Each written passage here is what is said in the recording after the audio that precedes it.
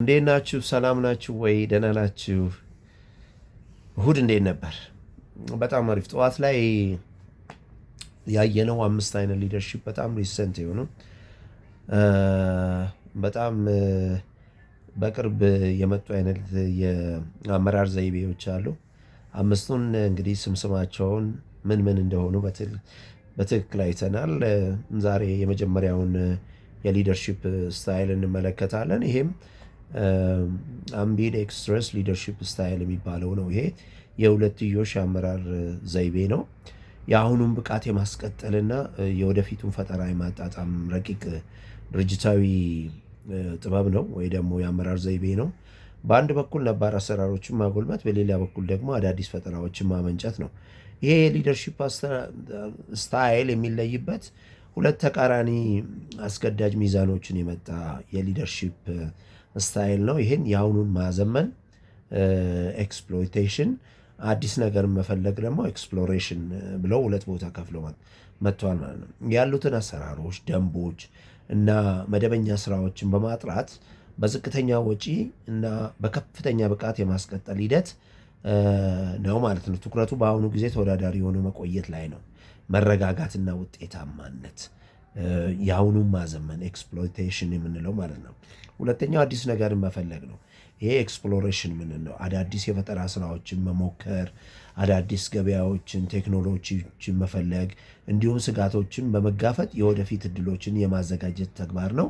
ይሄ እንግዲህ ተለዋዋጭነትና ልማት የሚል ነው። ሁለት ሞስት ኢምፖርታንት የሆኑ ኢሹዎችን ሁለት ተቃራኒ አስገዳጅ ሚዛኖችን ይዞ የመጣ አይነት ሊደርሺፕ ስታይል ነው። እንግዲህ ሜሪት አለው። የዚህ የሁለትዮሽ አመራር ጥቅሞች አሉት። ድርጅቱን ካላስፈላጊ ውድቀትን የሚታደጉና ዘላቂ ስኬትን የሚያረጋግጡ ጠንካራ ጎኖች አሉት። የመጀመሪያው ረጅም ጊዜ ህልውና ነው።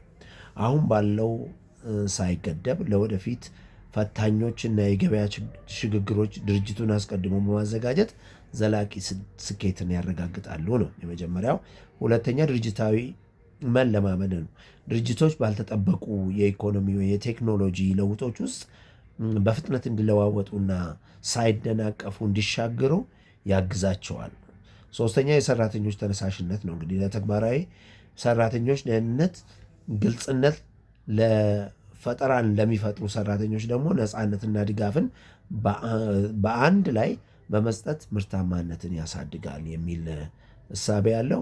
ተግዳሮቶች አሉት። ይህንም ዲሜሪት አለው። እንግዲህ የሀብትና የበጀት ሽሚያ ሊኖር ይችላል። እንግዲህ ሪሶርስ ኮንፍሊክት ሊኖር ይችላል።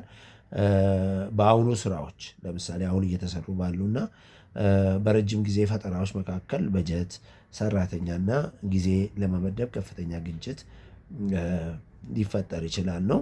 የሰራተኞች ግራ መጋባት፣ የስራ ጫና ሊከሰት ይችላል። ሰራተኞች የትኛውን ላይ ማተኮር እንዳለባቸው ደንብ መከተል ወይስ ፈጠራም መተግበር፣ የወደፊት ፎርካስት የምናደርገውን በፈጠራ ላይ የምንመለከተው ነው ወይስ የአሁኑም ፕሬዘንትሊ እየተጠቀምንባቸው እየሰራናቸው ያሉት ስራዎች ላይ ማተኮር ነው፣ የወደፊቱ ላይ ማተኮር በሚሉት ኢሹዎች ላይ ችግር ሊፈጥርባቸው ይችላል ነው። ይሄንን መረዳት ይፈልጋል። ባለመረዳታቸው የሚፈጠረው የስነ ልቦና ውጥረት ሊኖር ይችላል ማለት ነው። ሮል አምቢጊቲ የምንለው ማለት ነው። እጅግ ከፍተኛ የአመራር ብቃት መፈለጉ ነው። መሪዎች ተለዋዋጭ ተቃራኒ በአንድ ላይ ማሳየት ስለሚጠበቅባቸው ለስላሳና ጠንካራ መሆን ስራውን በጣም አድካሚ እያደርገዋል ነው። እንግዲህ ይሄ የእንትኑ ነው። እንግዲህ ንጽጽሩ እናያለን።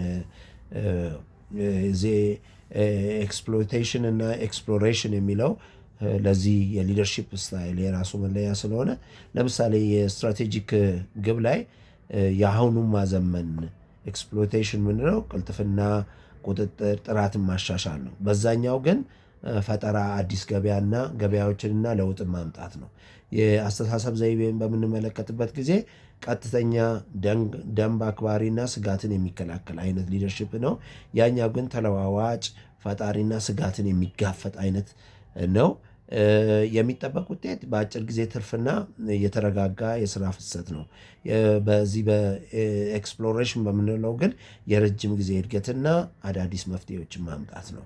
የክትትል ስልትን ጥብቅ ቁጥጥርና መደበኛ ግምገማ ነው። ያኛው ግን ነፃነት እና ሙከራዎችን እና ተለዋዋጭ ስራዎችን መስራት ነው። ስለዚህ ይሄ የሊደርሺፕ ስታይል በጣም ሪሴንት የሆነ ሊደርሺፕ ስታይል ነው። አምቢድ ኤክስትረስ ሊደርሺፕ ስታይል የሁለትዮሽ የአመራር ዘይቤ ይሄንን ይመስላል። እንግዲህ ሁለት ግን ተቃራኒ አስገዳጅ ሚዛኖችን የመጣ አይነት ሊደርሺፕ ነው ለማለት ፈልጌ ነው። ይሄንን ዛሬ አየን። ነገ ተከታዩን ሊደርሺፕ ስታይል እንመለከታለን። ስለነበረን ጊዜ እጅግ አድርጌ አመሰግናለሁ። መልካም ጊዜ ይሁንላችሁ። ቴንክ ዩ ሶ ማች